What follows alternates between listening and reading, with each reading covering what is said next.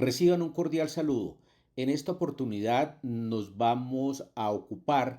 de las conductas punibles previstas en el libro segundo de la Ley 599 de 2000 en sus artículos 125 y 126 bajo el nomen juris de lesiones al feto y lesiones culposas al feto respectivamente. Haciendo parte estas conductas punibles del título primero de los delitos contra la vida y la integridad personal. Recuerde que estas presentaciones que elabora Mensaje Jurídico tienen como fundamento lo dicho por la Sala Penal de la Corte Suprema de Justicia sobre cada uno de los temas de manera más relevante. Pues bien, el artículo 125 del Código Penal, bajo el nomen juris de lesiones al feto, nos dice que el que por cualquier medio causare a un feto daño en el cuerpo o en la salud que perjudique su normal desarrollo incurre en prisión, y que si la conducta fuere realizada por un profesional de la salud, se le impondrá también la inhabilitación para el ejercicio de la profesión por el mismo tiempo. Respecto a las lesiones culposas al feto, el artículo 126 nos dice que si la conducta descrita en el artículo anterior, esto es en el 125, se realizare por culpa, la pena será de tanto a tanto. Y que si fuere realizada por un profesional de la salud, se le impondrá también la inhabilitación para el ejercicio de la profesión por el mismo tiempo. Pues bien, ha advertido la colegiatura, esto es la Sala Penal de la Corte Suprema de Justicia, que se trata o estamos frente a un delito con sujeto activo indeterminado, en cuanto no requiere de una especial cualificación, al punto que cuando es realizado por un profesional de la salud comporta un incremento punitivo. Esto es, cualquiera puede incurrir en la comisión de una o de estas conductas punibles. Dado que el legislador, dice la Corte, lo ubicó sistemáticamente en el título primero del libro segundo de la Ley 599 de 2000, que se refiere a los delitos contra la vida y la integridad personal, encuentra la Sala Penal de la Corte que, en efecto, el bien jurídico protegido es, atención, no la vida, es la integridad personal o la integridad del que está por nacer en cuanto atañe a su ámbito corporal y su salud psicológica y fisiológica. La integridad personal o la integridad corporal, perdón, para este caso, porque no podemos hablar de persona, se refiere a la unidad anatómica humana compuesta por todos sus elementos: cabeza, tronco, extremidades, órganos, etcétera, ha dicho la Corte. Y la salud psicológica apunta al correcto funcionamiento mental en sus tres dimensiones: la cognitiva, la afectiva y la comportamental. Y la salud fisiológica, destaca la Corte, comprende un adecuado funcionamiento del cuerpo y de todos sus órganos. Nos enseña la jurisprudencia de la Sala Penal de la Corte Suprema de Justicia que en el ámbito del tipo objetivo se tiene que el delito de lesiones al feto requiere, atención, primero, una vida fetal cierta, esto es, que el producto de la concepción vivo se encuentre en la referida fase. Segundo, la realización de un verbo rector consistente en dañar el cuerpo o la salud, siempre que tenga lugar un resultado específico, esto es, destaca la Corte, que conlleve perjuicio para el normal desarrollo del feto. Y tercero, que las lesiones, bien sea ellas dolosas o de naturaleza culposas, no determinen su fallecimiento. Recordemos entonces que este delito, en su tipo objetivo, requiere tres aspectos.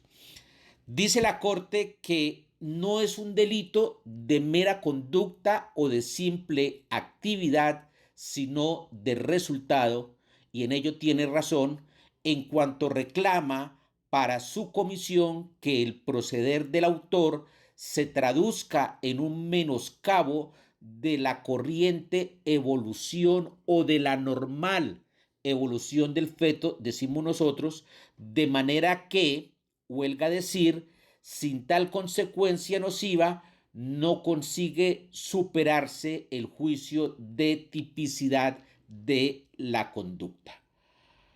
Complementa la Corte que si se protege la integridad y salud del feto, es necesario, es indispensable que la acción se produzca cuando se encuentre dentro del vientre materno. Por ello, lo que se corrige, decimos nosotros, no es la vida, sino la integridad y, en este caso, la integridad corporal. La integridad corporal. Entonces, no es necesario que el producto de la concepción nazca vivo, pues bien puede ocurrir que sufra una lesión dolosa o culposa dentro del vientre materno que sea capaz de alterar su desarrollo normal, lo cual con la ciencia actual, destaca la Corte, es constatable a través de procedimientos tales como las ecografías, pero tiempo después, antes del parto o en la misma fase de alumbramiento, fallezca por causas diversas, hipótesis en la cual es evidente que el punible de lesiones al feto sí llegó a tener ocurrencia. Recordemos, es indispensable cómo se protege la integridad y la salud del feto, que la acción se produzca cuando el feto esté dentro del vientre materno y que la lesión dolosa o culposa no conlleve su fallecimiento, pues de llegar a ser así, de llegarse a obtener este resultado, no hablaríamos de lesiones dolosas o culposas, sino de una conducta punible de aborto, obvio, dolosa, porque si es culposa, resultaría siendo totalmente o resultaría siendo atípica. Si ocasionadas las lesiones al feto, ha dicho la Corte, este no fallece, pero sufre perjuicio en su desarrollo normal y sigue su evolución gestacional hasta que tiempo después nace o bien fallece por causas diversas, se configura el punible de lesiones al feto, igual que cuando es lesionado, luego nace y se ve menguado su desarrollo producto de tal atentado. Ha dicho la Corte que si el resultado exigido por el legislador comporta una afectación del normal desarrollo del feto, es preciso que continúe con vida, bien sea dentro del útero de la madre, como cuando pese al daño efectivo causado, sigue el proceso de gestación hasta su culminación con el parto, ora fuera del útero. Por ejemplo, cuando tiempo después de la lesión al feto nace y carga con las consecuencias del atentado. En punto del tipo subjetivo, el legislador estableció, dice la Corte, tanto la modalidad culposa como la modalidad dolosa. Para que se configure la modalidad culposa es necesario que el daño que se ha ocasionado al feto en su cuerpo o en su salud sea producto de la violación del deber objetivo por parte del sujeto agente. Derivado esto de una conducta imprudente,